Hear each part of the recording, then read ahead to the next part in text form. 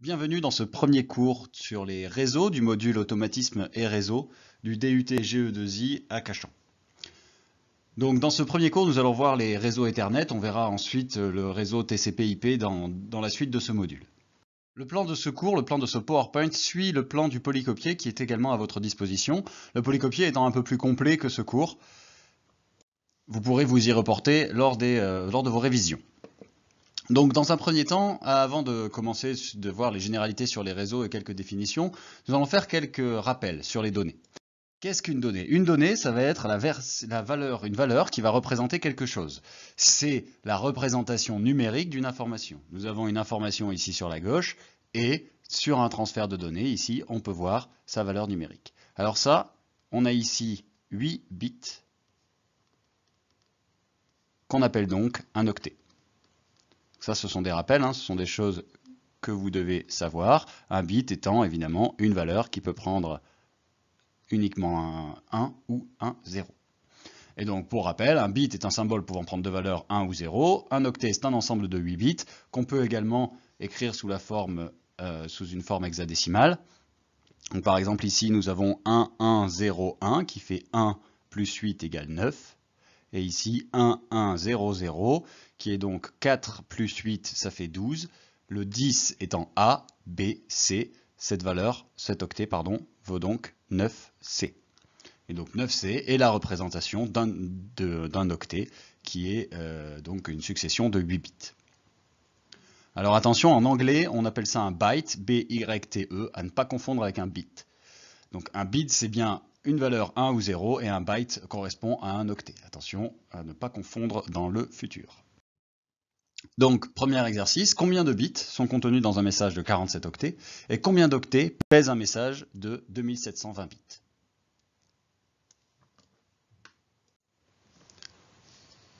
Donc, pour répondre à cette question, pour la première 47 octets, on vous demande le nombre de bits, puisqu'on sait que dans un octet, il y a 8 bits. 47 fois 8 égale 376. Il y a donc 376 bits dans un message de 47 octets. Et à l'inverse, combien d'octets pèse un message de 2720 bits? Eh bien, pour faire ce calcul, on a 2720 bits qu'on peut diviser par 8, 8 bits par octet en fait, ce qui nous donne donc 340 octets. Et en dessous, je vous donne un tableau de conversion. Donc 1 kilobit, c'est 1000 bits, c'est donc 125 octets, etc., etc. Attention ici, quand le B est minuscule, on part bien d'un kilobit. Et quand le B est majuscule, c'est 1 kilobyte, et c'est donc 1 kilo-octet. Et donc c'est 8000 bits et donc pas 1000 bits. Donc ici, le B, s'il est minuscule ou majuscule, il faut bien faire la différence entre les deux, bit et byte, encore une fois. On va maintenant entrer dans le vif du sujet. Qu'est-ce qu'un réseau ? Par définition, un réseau désigne un ensemble de relations. Définir un réseau, c'est donc définir des liens. D'une façon plus concrète, on dira qu'un réseau est un groupe d'entités en communication. Dans le cas d'un réseau social, les entités sont des personnes. Donc lorsqu'on a plusieurs personnes en réseau, plusieurs personnes qui peuvent communiquer entre elles, on peut appeler ça un réseau social. Nous, ici, on va traiter plutôt des réseaux informatiques. Dans un réseau informatique, les appareils en communication, les entités en communication, sont des appareils informatiques. Ça peut être des ordinateurs, des routeurs, on verra les différents types d'appareils qui peuvent être connectés entre eux. Plus généralement, en réseau, on appellera chacun des entités en communication, on appellera chacune de ces entités un nœud. Un nœud, c'est un ordinateur ou toute entité connectée à un réseau par l'intermédiaire d'une carte réseau. On sait maintenant que définir un réseau, c'est relier des ordinateurs entre eux et les faire communiquer. Ces ordinateurs vont vouloir échanger des données, une donnée étant une valeur numérique représentant une information. Et lorsqu'on va caractériser ces réseaux, on va parler de la vitesse d'échange des données. Pour ça, on va ici aborder deux notions.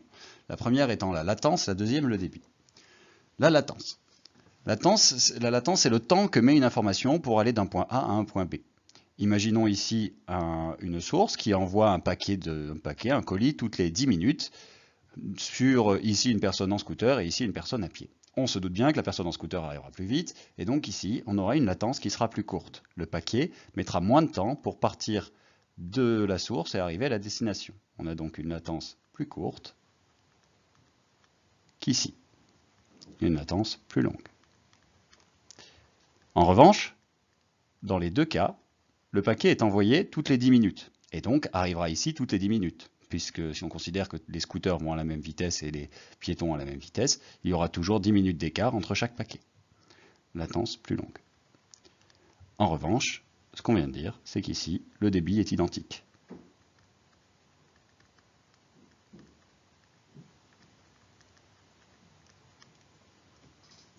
Prenons maintenant une autre source qui envoie un paquet toutes les 5 minutes. Cette fois, la latence entre ces deux-là sera identique.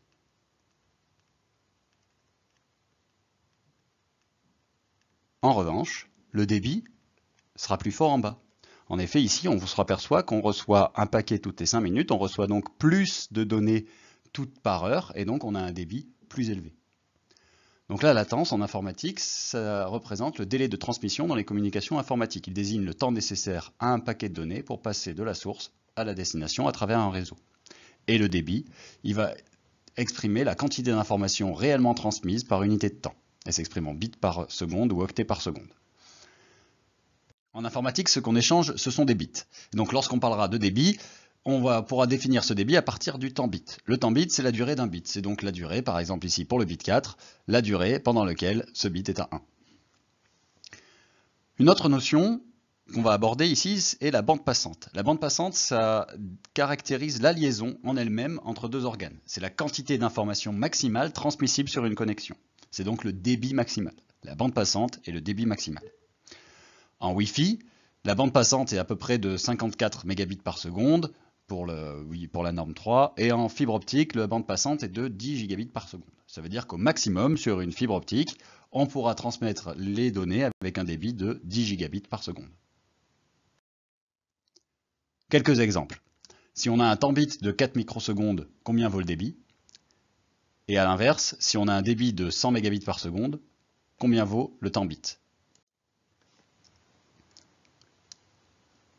Pour le premier cas, appliquons la formule. Donc le débit est égal à 1 divisé par le temps bit. C'est donc égal à 1 sur 4 fois 10 puissance moins 6. C'est égal à 0,25 fois 10 puissance 6. Et c'est donc égal à 250 fois 10 puissance 3, soit 250 kilobits par seconde.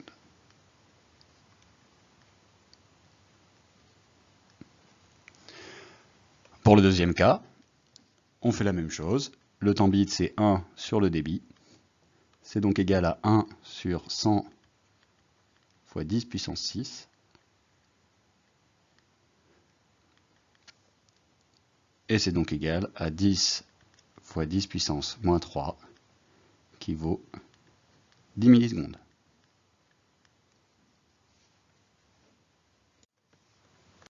On a maintenant les définitions nécessaires pour comprendre ce qu'est un réseau. On va ici parler des caractéristiques d'un réseau. Un réseau a plusieurs caractéristiques et en fonction de l'application, certaines de ces caractéristiques seront plus importantes que d'autres. Première caractéristique est la fiabilité. La fiabilité, c'est la capacité d'un réseau à acheminer sans erreur des messages d'une source à une destination. Ensuite, la robustesse. La robustesse est une capacité du réseau à ne pas tomber en panne. La rapidité, le temps de réponse, la latence. Plus la rapidité est élevée, plus la latence est courte. Et le déterminisme. Le déterminisme, c'est la capacité d'un réseau à avoir un temps de réponse connu ou un temps de réponse constant. On peut avoir un réseau dont le temps de réponse varie dans le temps, auquel cas ce réseau n'est pas déterministe. Et enfin le débit dont on vient de parler. Petit exemple. Prenons l'exemple de l'opération d'un malade à distance. Nous avons un chirurgien par exemple à New York et un opéré à Paris. Il y a une distance de 7000 km entre les deux et on met en place un réseau. Question, à votre avis, quelles sont les différentes caractéristiques du réseau ici qui sont importantes? Alors, premièrement, le temps de latence doit être maîtrisé et constant. Pourquoi? Si le temps de latence varie, ça veut dire que les ordres du chirurgien ici n'arriveront pas avec le même temps à l'opérateur, enfin ici au robot, et donc l'opération ne pourra pas se dérouler dans le même temps qu'elle a prévu le chirurgien. Ensuite, une erreur ou une panne serait évidemment catastrophique, puisqu'on ne peut pas arrêter n'importe quelle opération au milieu. Donc le réseau se doit d'être fiable et robuste. En revanche, il y a très peu d'informations qui sont échangées. On a simplement quelques capteurs, quelques actionneurs, et donc le débit ne sera pas important. Et de la même façon, un décollage temporaire n'est pas dramatique. Même s'il y a 1 minute d'écart entre les deux, tant que les informations mettent un temps constant à passer d'une source à la destination, dans un sens comme dans l'autre, il n'y aura pas de problème et l'opération pourra se dérouler correctement. Nous allons parler maintenant des topologies des réseaux. Lorsque l'on relie des ordinateurs entre eux, on peut les relier de plusieurs manières différentes. Et cette manière de relier les ordinateurs, cette manière que les ordinateurs et les appareils communiquent entre eux, est appelée la topologie. Premièrement, topologie en bus. La topologie en bus, on va relier tous les composants, toutes les entités, sur un même câble.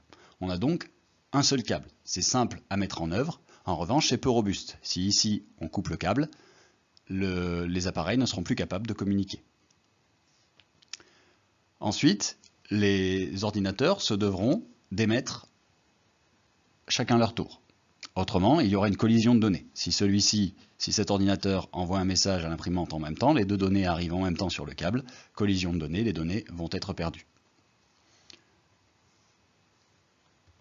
Ensuite, topologie en anneau. La topologie en anneau, c'est comme une topologie en bus, simplement on va refermer le bus sur lui-même. En pratique, c'est un bus, simplement ce qui change, c'est la façon de communiquer. Chaque ordinateur ici a un jeton, et lorsqu'il a ce jeton, c'est son tour, il a le droit d'envoyer des données. Par exemple ici, l'ordinateur 1 envoie une donnée, puis il passe son jeton à l'ordinateur 2, qui peut à son tour envoyer des données sur le bus, etc. etc. Si on n'a rien à envoyer, on passe le jeton directement à l'ordinateur suivant. Topologie suivante, qui est la plus répandue dans les réseaux Ethernet, c'est la topologie en étoile. Nous avons un nœud central ici, et ce nœud central fait le lien entre tous les éléments du réseau. Donc évidemment, si ce nœud central n'est pas robuste, si le nœud central tombe en panne, les ordinateurs ne peuvent plus communiquer. En revanche, on est un peu plus robuste vis-à-vis des câbles, car si un câble est coupé, il y a uniquement l'ordinateur en question qui est affecté. Les autres ne le sont pas. Et enfin, la topologie la plus robuste, la topologie maillée. Tous les ordinateurs sont connectés avec tous les autres ordinateurs. Alors le problème ici, c'est qu'on a un nombre de câbles très vite très élevé, mais la communication est très robuste car en cas de perte de câble, le reste du réseau n'est absolument pas affecté et l'ordinateur en question peut continuer de communiquer avec tous les autres ordinateurs, y compris celui avec lequel la connexion est coupée en passant par un autre hôte. Par exemple, si on coupe cette connexion-là, cet ordinateur peut toujours communiquer avec celui-ci en passant par exemple par là. Cette topologie est très peu utilisée, elle est utilisée dans des circonstances très précises lorsque la robustesse du réseau est très importante. Depuis le début de ce cours, on parle de réseau, on parle de comment faire communiquer des appareils entre eux.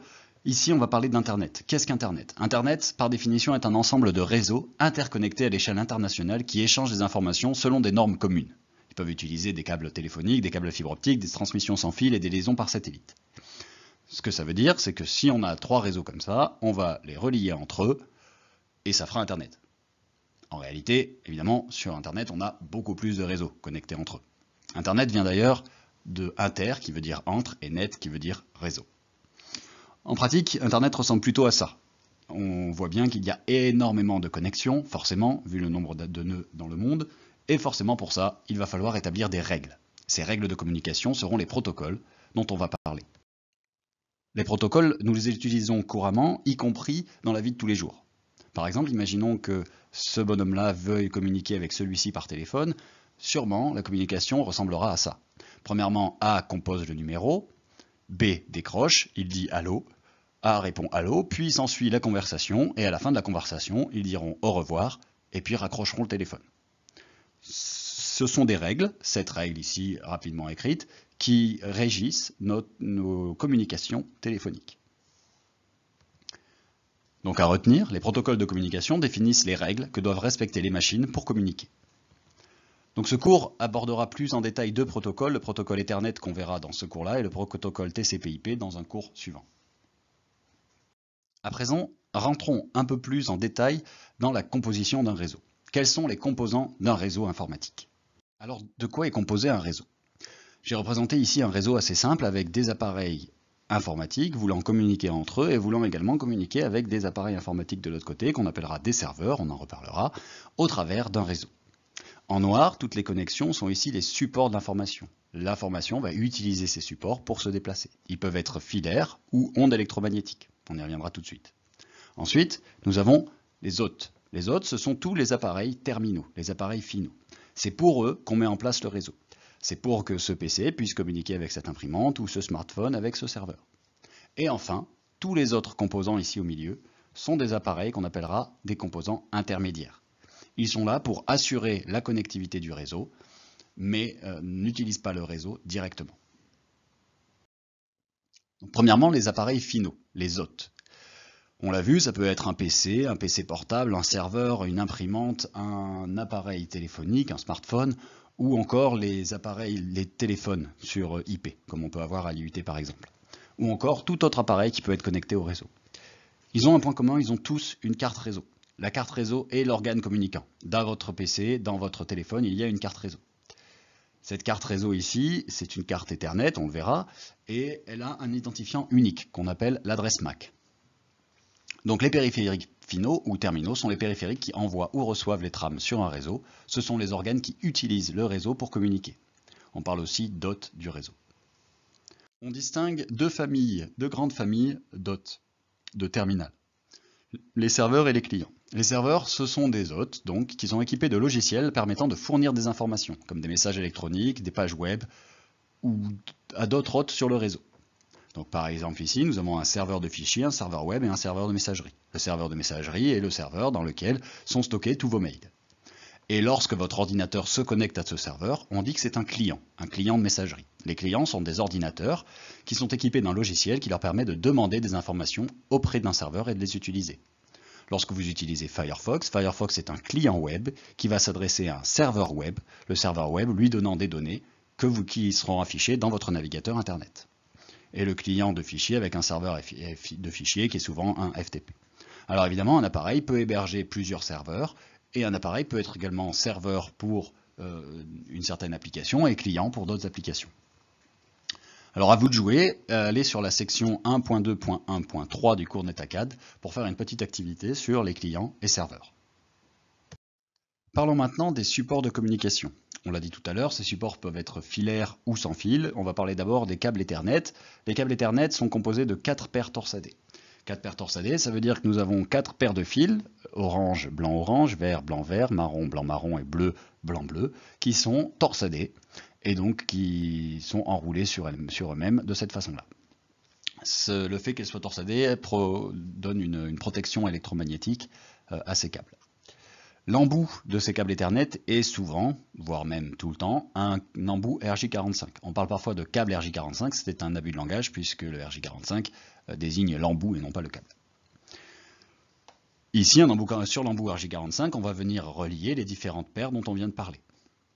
Dans le cas d'un réseau le plus simple, nous avons chaque ordinateur qui va avoir 4 broches TX+ et TX- sur laquelle il va envoyer des données, et les broches RX+ et RX- sur lesquelles il va recevoir ces données. L'ordinateur en face recevant les informations a lui aussi 2 broches TX et 2 broches RX.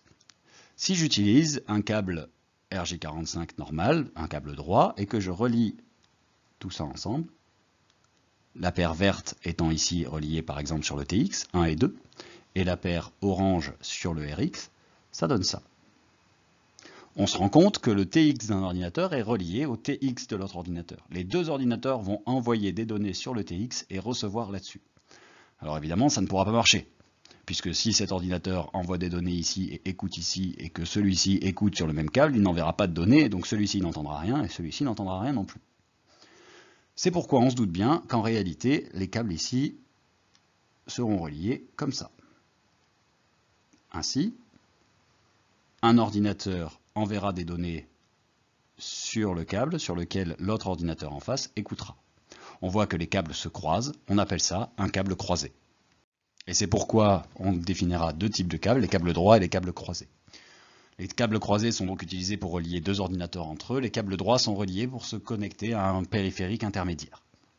Alors en réalité, aujourd'hui, les cartes réseau sont capables de détecter quel type de câble et avec qui elles communiquent, et donc on peut utiliser n'importe quel câble sur les ordinateurs. Mais il faut faire gaffe avec les appareils les plus anciens à utiliser le bon type de câble. Autre support d'information, les ondes électromagnétiques, le Wi-Fi que chacun a chez soi pour communiquer sans fil avec les organes, les ordinateurs et les différents smartphones. Les câbles téléphoniques sont aussi un support de l'information, la DSL. Les câbles coaxiaux qu'on utilise notamment dans la fibre optique. Quand la fibre optique arrive à l'immeuble, on a parfois un câble coaxial qui amène l'information jusqu'à l'appartement ou aussi dans toutes les applications satellitaires. Et la fibre optique qui se développe de plus en plus, dont le support ici est la lumière. Donc on utilisera la fibre optique et à l'intérieur, la fibre optique utilise la lumière pour amener l'information. La fibre optique permet des débits élevés sur des distances beaucoup plus grandes. Lorsqu'on met en place un support filaire, n'importe quel support filaire, on aura besoin de mettre des répéteurs sur longue distance, puisque le signal va s'atténuer au fur et à mesure du support, et il faudra donc, ici par exemple, rajouter un répéteur qui va recevoir une donnée et répéter cette donnée à sa suite pour amplifier la donnée, si vous voulez, amplifier la transmission. On voit sur ce document plusieurs câbles souterrains, enfin sous-marins même, qui relient l'Europe aux États-Unis, l'Europe à l'Afrique, etc., etc. C'est comme ça que votre ordinateur est capable de communiquer avec les serveurs, un serveur qui se trouverait aux États-Unis, au Canada ou n'importe où dans le monde. Voyons maintenant les organes intermédiaires d'un réseau, à commencer par le concentrateur, qu'on appelle aussi un hub. Le concentrateur est une multiprise Ethernet. En gros, il reçoit tout ce qu'il reçoit sur un port, il l'envoie sur les autres ports. Alors ceci, ça peut engendrer de l'encombrement sur le réseau, puisqu'il y a des données qui sont envoyées inutilement sur des câbles sur lesquels ne sont pas branchés le destinataire. Il y a aussi des failles possibles de sécurité, car toutes les données sont envoyées à tout le monde, et donc un ordinateur pour qui la donnée n'est pas adressée pourrait quand même accéder à cette donnée-là. Deuxième organe, le commutateur. Le commutateur, lui, à l'inverse, va distribuer les trames en fonction de leur destinataire. On verra également son fonctionnement un peu plus tard dans ce cours. L'encombrement du réseau est donc plus faible, car seul le destinataire reçoit le message. Et donc cette faille de sécurité dont on parlait dans le concentrateur n'existe pas dans le switch, dans le commutateur, car seul le destinataire reçoit le message sur son câble. Et enfin, nous avons le routeur qui va connecter différents réseaux entre eux. C'est notamment celui qui vous sert à vous connecter à Internet depuis chez vous. Les fournisseurs d'accès Internet vous donnent ce qu'on appelle un routeur. Il y a également un commutateur dans les routeurs, mais ça, on n'en parle pas plus précisément maintenant. Donc si on récapitule, nous avons des périphériques terminaux, des périphériques intermédiaires et des supports. À votre avis, lesquels sont terminaux, lesquels sont des supports et lesquels sont des composants intermédiaires?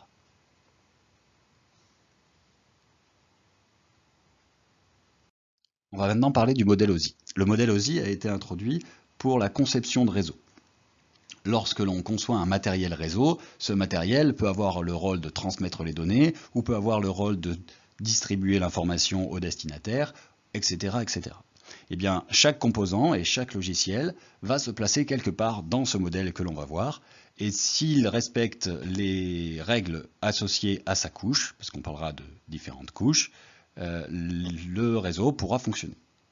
Bon, rentrons dans le vif du sujet.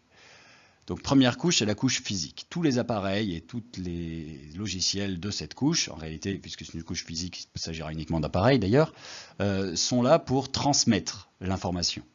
Son rôle, c'est donc de transmettre l'information d'un endroit à un autre. Les supports de transmission font partie de cette couche, les câbles, mais également le concentrateur qui se contente de transmettre l'information. Deuxième couche, la couche liaison. La couche liaison a pour but de faire en sorte que les messages arrivent au destinataire. Donc ça connecte les messages, les messages sur les réseaux. Le commutateur est un appareil de la couche 2. Ensuite, la couche réseau, qui va relier les réseaux entre eux. Le routeur fait partie de cette couche. Et on verra plus tard dans le cours prochain l'adressage logique IP, TCP/IP, qui fait partie de cette couche-là. La couche 4, qui va gérer les connexions applicatives, on le verra plus tard, qui va diriger chaque paquet vers la bonne application. Les 5 et 6 pardon, ne sont pas très importantes pour notre cours, on les passe. Et nous avons enfin la couche 7 qui est la couche application pour laquelle nous avons mis en place le réseau. Ça peut être Firefox, c'est l'application qui va utiliser les données pour lesquelles nous avons mis en place ce réseau. Maintenant que l'on a vu ce qu'est un réseau, quels sont les composants du réseau et comment concevoir un réseau, nous allons voir comment les appareils communiquent entre eux très concrètement. Nous allons parler maintenant du protocole Ethernet. Le protocole Ethernet est un protocole qui touche deux couches, la couche 1 et la couche 2, et nous allons la détailler maintenant. Donc pour la couche 1, le protocole Ethernet définit d'abord les supports physiques. Par exemple, pour le protocole Ethernet 10 base T, c'est un protocole qui enverra des informations sur une paire torsadée, un câble Ethernet qu'on vient de voir, à un débit de 10 mégabits par seconde. Le 100 base T enverra sur une paire torsadée à maximum 100 mégabits par seconde, le 1000 base T à 1 gigabit par seconde. Ensuite, le 1000 base X, également 1 gigabit par seconde, mais cette fois par fibre optique. Et le Wi-Fi respecte aussi la norme Ethernet pour des débits allant de 54 mégabits à 433 mégabits par seconde. Il définit également le format de données. Pour les deux premières, d'ailleurs uniquement pour le premier, pour le 10 base T, le codage Manchester est utilisé. Le codage Manchester est un codage qui mélange l'horloge et la donnée. C'est-à-dire qu'on n'a pas besoin d'envoyer l'horloge et la donnée sur deux câbles différents, on mélange ces deux données ensemble, ce qui donne le codage Manchester ici. On le verra plus en détail éventuellement dans un TD. La liaison Ethernet définit aussi sur la couche 2, cette fois, l'adresse MAC. L'adresse MAC est un identifiant dont on a parlé lorsqu'on parlait des cartes réseau. Chaque organe sur le réseau possède un identifiant unique, qu'on appelle l'adresse MAC. C'est un identifiant codé sur 6 octets, qu'on désigne ici par la notation hexadécimale. Les 3 premiers octets sont communs au constructeur. C'est un identifiant qui est identique pour tout le matériel de ce constructeur-là. Et les 3 suivants sont un identifiant unique attribué par le constructeur. Ainsi, on est sûr que sur la planète, chaque composant informatique relié au réseau a un identifiant unique. Par exemple ici, nous avons 3 nœuds connectés sur le réseau et chacun a son adresse MAC. On peut voir que le nœud 2 et le nœud 3, puisqu'ils partagent les mêmes 3 premiers octets, on sait qu'ils ont été réalisés par le même constructeur. Imaginons un réseau très simple où nous avons 4 ordinateurs connectés sur un bus. L'ordinateur A veut communiquer avec l'ordinateur B. Eh bien, il va envoyer un message dans lequel il va écrire l'adresse de l'ordinateur 3. Donc CC, CC, CC, CC, CC, CC. Cet ordinateur, ce message est envoyé à tout le monde. Les deux autres, H2 et H4, ignorent l'information puisqu'elle ne la concerne pas. Et l'hôte numéro 3 va ouvrir le message puisque ces informations sont pour lui.